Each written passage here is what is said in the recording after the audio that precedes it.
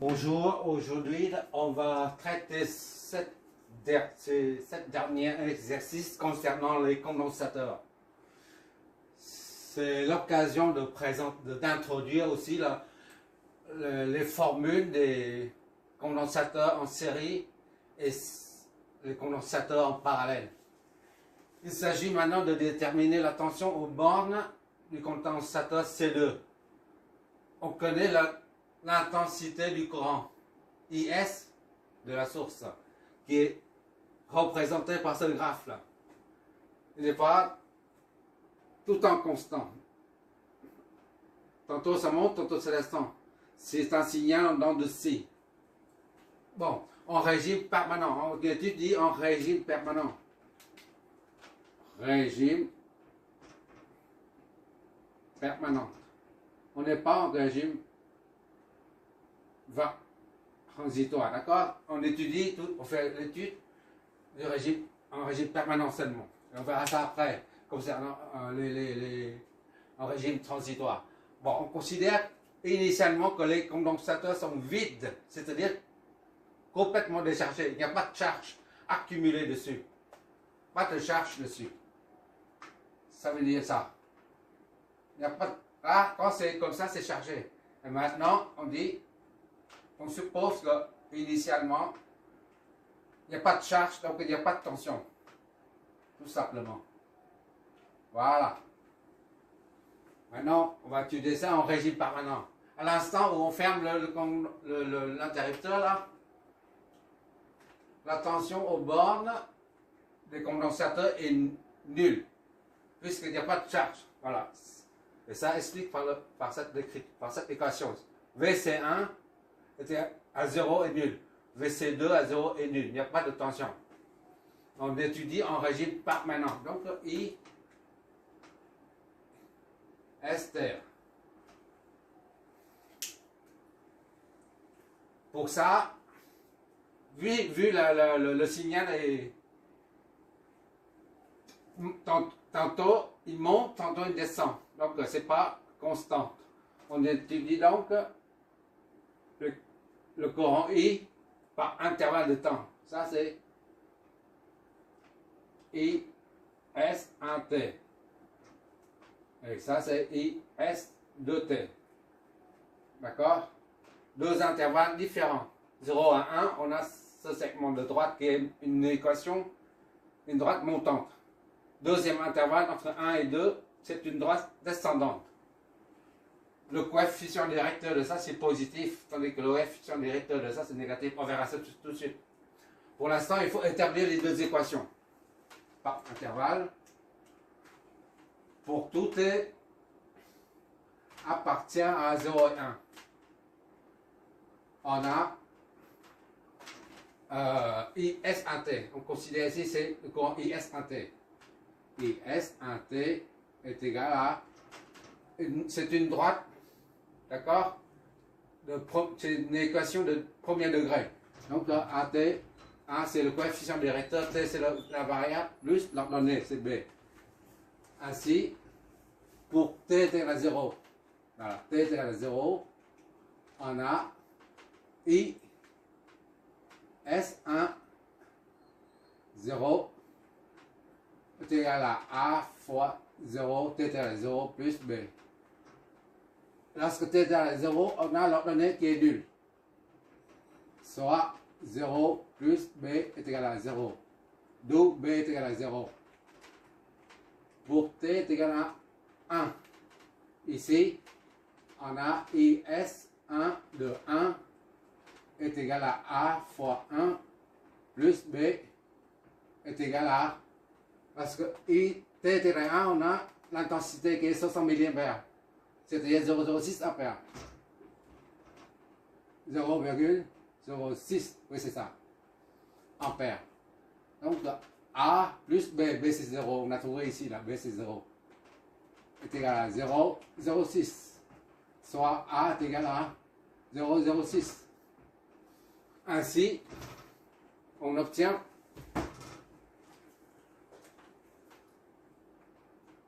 I pour tout T appartient à 0 et 1. on a IS1T qui est égal à A, c'est 0,06 T. 0,6 T plus B, c'est 0. On ne met pas, d'accord? C'est notre première équation. Représentative de ce segment de droite, qui est l'intensité de I. On voit bien que le coefficient directeur il est positif, c'est-à-dire ça monte. 0 plus 0, 0,6. Ça monte, la droite qui monte. Donc normalement pour la deuxième droite, on doit trouver moins 0,06. C'est la même pente, c'est le même nombre, mais la pente négative. Deuxième segment pour tout T appartient à 1 et 2. D'accord? Entre 1 et 2. On a cette droite-là. Donc c'est une droite affine. Premier degré aussi. Équation de 2. De premier degré aussi. On a IS de T. D'accord? Ça c'est IS de T. C'est égal à une AT plus B. C'est ça? OK. Pour T est égal à 1. Ici là. Alors, IS de 1 est égal à A fois 1 plus B est égal à combien? T égal à 1, ça donne 60 mA, c'est-à-dire 0,06 ampères. C'est-à-dire A plus B, A plus B est égal à 0,06. D'accord? Pour T égal à 2, et S de 2 est égal à A fois 2 plus B est égal à combien? Lorsque I est égal à 2, on a, lorsque T est égal à 2, on a I est nul. 0. Ça, c'est signifie 2A plus B est égal à 0. Ça, c'est deuxième équation. À partir de là, on en déduit les coefficients A et B. On prend ça moins ça. Deuxième équation moins la première, ça donne 2A moins 1, ça fait A. Et B moins B, ça fait 0. Ça moins ça fait moins 0,6. 0,06. D'accord? 2A moins A, ça fait A. B moins B, ça fait 0. 0 moins 0,06, ça fait moins 0,6. Le coefficient directeur, c'est l'eau. Et S2, c'est pas encore fini. Et on déduit le coefficient A, B. On prend la première équation, on injecte A dedans. A c'est moins 0,06 plus B est égal à 0,06. Soit B est égal à 0,12. D'accord? Et par conséquent, on a, pour tout T appartient à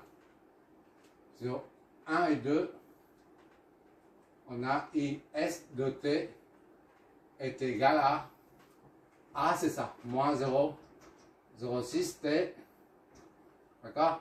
Plus B c'est plus 0,12. Tout ça c'est en ampères. C'est notre deuxième équation.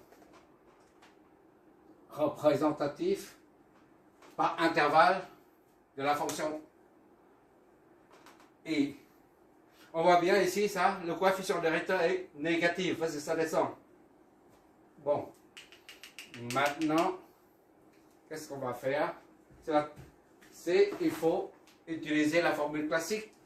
Maintenant, on va utiliser la formule fondamentale d'un condensateur, c'est-à-dire ici. T est égal à la capacité fois dVT sur dt. D'accord? Parce qu'on cherche la tension là.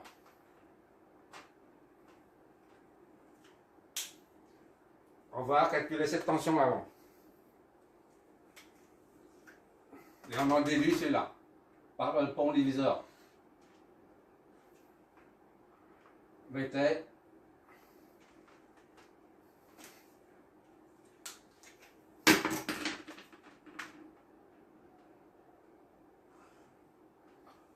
voilà. Donc ici, on résout cette équation, ça donne dVt est égal à 1 sur C 1 sur C fois IT fois DT. Comme il y a deux lettres, lettre D ici, la lettre D ici, différentielle, on peut, quand les deux lettres D se trouvent de part et d'autre du signe égal, on peut mettre deux signes intégrales, ça fait faire DVT. 1 sur C, IT fois DT. D'accord? Je vois toujours, j'espère. Oui, on voit toujours, tant mieux. Ça fait VT, on intègre ça, VT, ça donne 1 sur C, on garde ça tel quel. VT. C'est-à-dire, VT est égal à, on sort la constante, IT fois DT. Voilà. Maintenant, on va calculer VT, la tension, cette tension-là. Après, on se sert du pont diviseur de tension pour trouver ça. D'accord? Mais pour calculer ça, ça c'est la tension aux bornes de deux condensateurs en série. Un petit rappel, série, en série, alors 1 sur C équivalente est égal à 1 sur C1 plus 1 sur C2. En parallèle,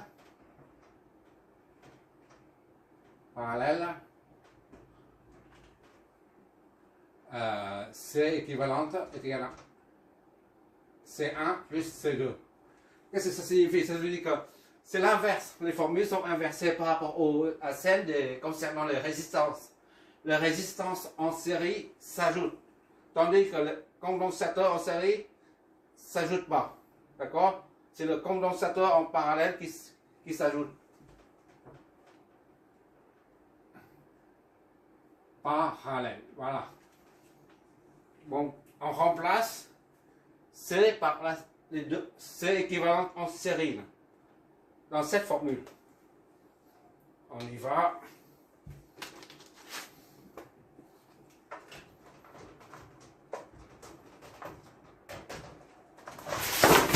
Oula. Je fais une petite pause.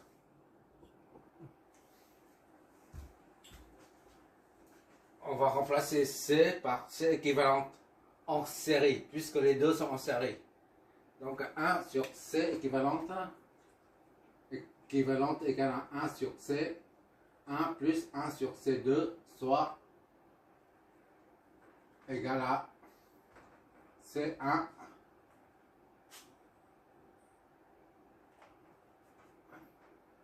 C équivalente est égal à C1 fois C2 produit sur somme 1 plus C2. D'accord? Fois ça, fois ça, ça, fois ça, on inverse, puisque c'est en bas, on inverse. Donc C équivalente est égal à 6 fois 3, des microfarads. 6 fois 3 divisé par 6 plus 3. Ça fait 18 sur 9. Ça donne 2 microfarads. Donc, C équivalente est égal à 2 10 puissance 6 farads. Voilà.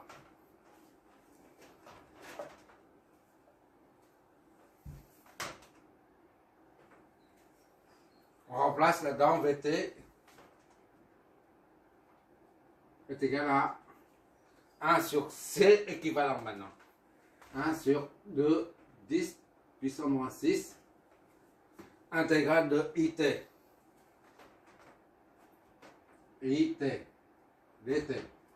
D'accord, je vais doucement pour mieux voir. Bon, maintenant, on étudie le premier segment. Le courant. Le courant varie, d'accord? Pendant l'intervalle 0 à 1, il varie de cette façon. Donc, on prend IS1T. On injecte dedans. Soit, pour tout T appartient à 0 et 1, alors on a V1T. On appelle V1T pour qu'il y ait une correspondance entre IS1T et V1T. D'accord? C'est égal à, je vais doucement sinon, moins 6, intégrale de 1t, is 1t, dt. Voilà. C'est-à-dire V1t est égal à 1 sur 2 10 puissance moins 6 intégrale de IS1t, on a trouvé ici 0,06t, on injecte dedans 0,06t, d'accord, fois dt. Qu'est-ce que ça nous donne? Ça c'est 1 sur 2, c'est 0,5. C'est 10 moins 6, ça fait 5, 10 moins 5.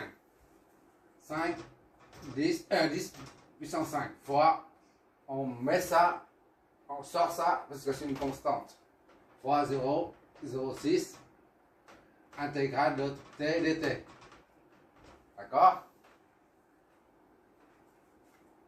Ça fait 5, 10 puissance 5 fois 6, 10 puissance moins 2 intégrale de t dt. Voilà. 30, 10 puissance V1t est égal à 30, 10 puissance 3. D'accord? Ou 3, 10 puissance 4, c'est la même chose. T dt. Donc, on intègre, ça donne 30, 10 puissance 3, 10 puissance 4, t au carré sur 2 plus K1. D'accord? On multiplie là-dedans, ça donne. On reste en intégrale indéfinie. Il ne faut pas oublier ça. 3, 10 puissance 4 divisé par 2, ça fait 1,5 10 puissance 4 t au carré plus 3 10 puissance 4 K1. D'accord? 3 divisé par 2, ça fait 1,5 10 puissance 4 t carré. Bon. On pose.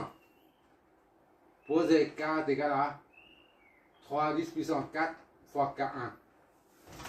Donc, V1t est égal à 15 10 puissance 3 t au carré plus K. D'accord? Maintenant, pour déterminer la constante, on va se servir de la condition initiale. À l'instant T0, toutes les tensions sont nulles. D'accord? V1, V2, V3 sont nulles.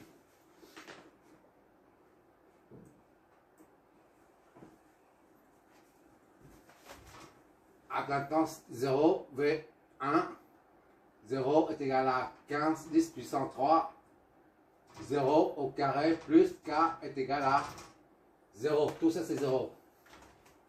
Donc ça fait ça fois ça c'est 0. Plus K est égal à 0. Soit K est égal à 0. D'où on a V1t est égal à 15 10 puissance 3, 15 000. T au carré plus 0, on ne met pas. Ça, ce sont des votes. D'accord?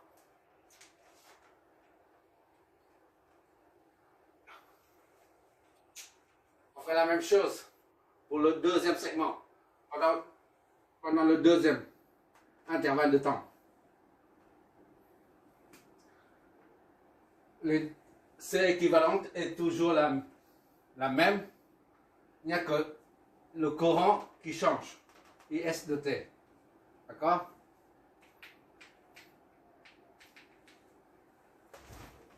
C'est comme ici. V de T, pour tout T appartient à 1 et 2. On a V2T. D'accord? Tout à l'heure, c'est V1T correspondant à IS1T. Maintenant, c'est IS de T. On doit prendre V de T qui correspond à IS de T. C'est égal à la constante. Toujours la même chose, 1 sur C équivalente. Donc, 1 sur 2 puissance 3 I de T. IS de T. dt Voilà. On résout ça. V de t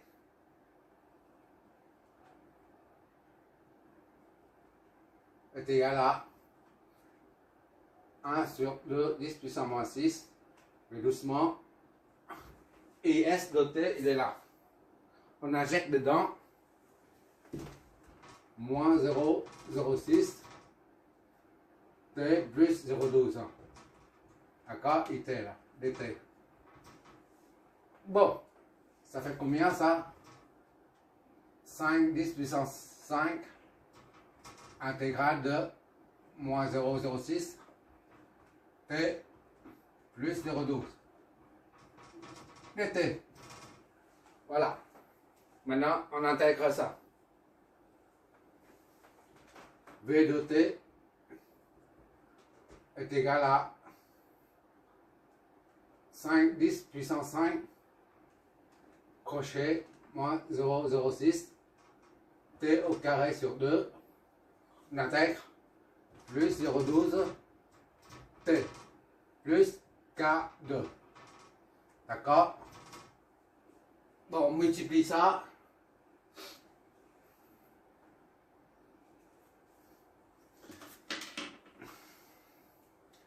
Cinq, 10 puissance 5. Je vais faire 5 fois 10 puissance 5 fois 0,06 divisé par 2. Ça me donne 15 000. V de t est égal à 15 000 moins 15 000. Il y a ici moins.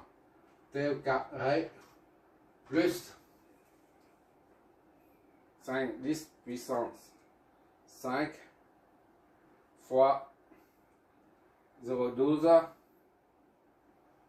60 000. 60 000 c'est ça. 4T plus 5 105 K2. Poser K est égal à K2. 5 10 puissance 5 K2. Et par conséquent, V de T est égal à moins 15 000 T2 plus 6 60 000 T plus K. D'accord? Tout à l'heure, on est arrivé là. Et pour pouvoir évaluer le coefficient K, la constante K, on devait revenir en arrière pour utiliser les conditions initiales. Quand V est égal à 0, on a 0. D'accord? Mais ça a été possible. C'était valable. Parce que on restait dans l'intervalle 0 et 1. La condition initiale, c'était T est égal à 0. On a exploité cette condition initiale où T est égal à 0. D'accord? Ici. Ici.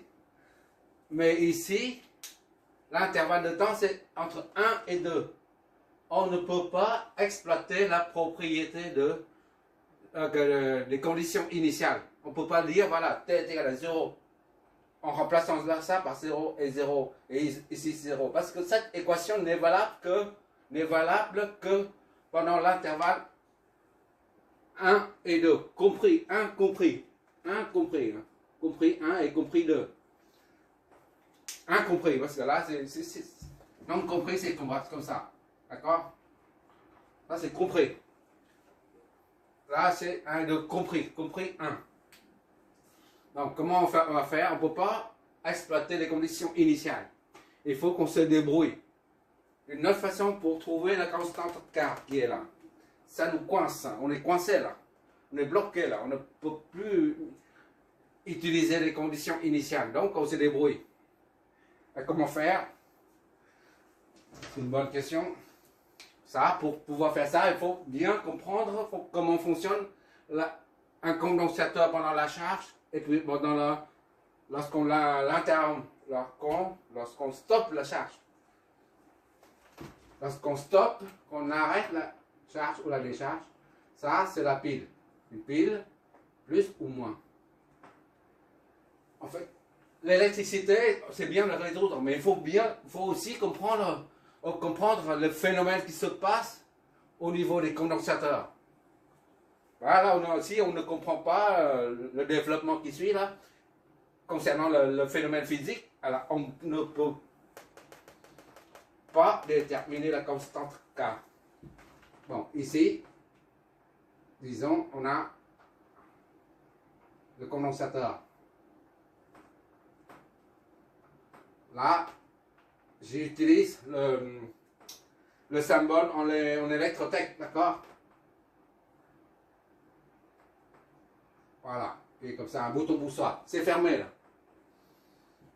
Fermé ou ouvert là. Voilà. Maintenant, on ferme. Quand on ferme, le courant passe comme ça. I, ça c'est. Et ça c'est V, la tension. D'accord? La tension de la source est la même que la tension d'ici, parce que les deux, du condensateur, puisque les deux sont câblés en parallèle. Et quand quand le courant passe, les charges s'accumulent. D'accord?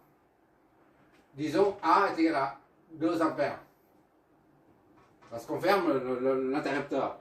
A est égal à 2 ampères. Et V, à ce moment-là, V est égal à 10 volts. C'est une supposition. Hein. Ça, c'est l'intensité. I. Là, c'est la tension V. I est égal à 2. Là. En ce moment même, il est à 2 ampères. D'accord? La tension, il est à 10 volts. Et quand on coupe, on interrompt. Et bien, I devient 0 parce qu'il n'y a plus de source qui alimente. D'accord? Il y a une rupture de fourniture, si tu préfères. Rupture d'alimentation. Donc, I tombe tout de suite à 0. 0 ampère. D'accord? 0 ampère. Mais la tension, la tension qui est là, résulte des charges accumulées sur l'une des plaques du condensateur. La tension reste à 10 volts. Elle ne bouge pas. D'accord? Et ça c'est on coupe. Hein. Ça on coupe. Il est comme ça. Et maintenant disons 5 minutes après, ou 1 seconde après. Disons 3 secondes. On referme le machin, l'interrupteur. Il n'y a pas de machin ici. On ferme l'interrupteur. Et bien, disons au bout de 3 secondes, ici, le temps passe, l'interrupteur est ouvert. D'accord? Jusqu'à la 3, on ferme. Et bien, le courant redevient 2 ampères ici. Ou un peu plus. D'accord? C'est-à-dire, qu'est-ce que ça signifie? Et la tension redémarre à 10 volts. Ça va monter. D'accord? Ça va monter, ou ça reste comme ça monte comme ça. Voilà. Puisqu'il y a des charges qui arrivent davantage, donc la tension monte, devient plus important. Qu'est-ce que ça signifie? Ça signifie qu'à ce niveau-là, il n'y a pas de continuité pour le courant. Pour le courant du condo, dans le condo, et la tension au bord du condo. Ça c'est I, ça c'est V. La tension au bord du condo, ça repart quand on referme. Ça charge davantage, mais ça charge à partir de 10 volts. Et ça monte jusqu'à 11, 20 ou 100, j'en sais rien. Voilà. Ça signifie que pour le courant, il n'y a pas de continuité. Il y a une rupture brutale. Ça descend brutalement. Et après ça, le temps ça remonte, le courant remonte brutalement. Tandis que la tension, elle varie doucement. Il y a une continuité. D'accord? Comme on ne peut pas exploiter les propriétés concernant les conditions initiales. On ne peut pas se servir des conditions initiales pour déterminer K, et bien on se sert de la continuité, de la tension aux bornes du condensateur pour évaluer, déterminer la constante K. D'accord? J'espère que j'ai bien expliqué le truc. Il n'y a pas de continuité au niveau du courant, mais il y a une continuité au niveau de la tension. On va exploiter cette propriété-là. Ici, 10 à 10. Ça reste à 1 seconde. On ouvre, ça reste à 10 volts. Parce que le condensateur stocke les charges. Ou l'énergie. C'est la même chose. Et le reste, le condensateur, au bord du condensateur, il y a 10 volts. Au bout de 3 secondes après, il y a toujours 10 volts. D'accord? Et si on ferme à 3 secondes, et ça va graver légèrement. Et ainsi de suite, ça grave. Il y a une continuité là, entre 1, 3 ou 3,1 et 4. D'accord? On va se servir de cette propriété de continuité pour déterminer la constante K. D'accord? Pour ça, je vais effacer ça.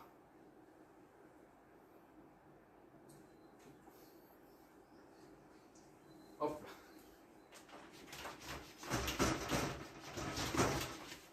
Et on va voir ce que ça donne.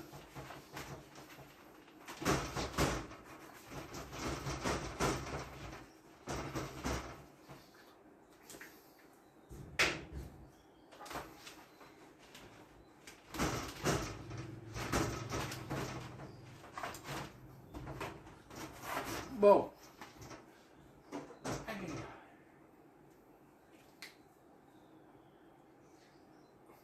Il y a une continuité. Bon,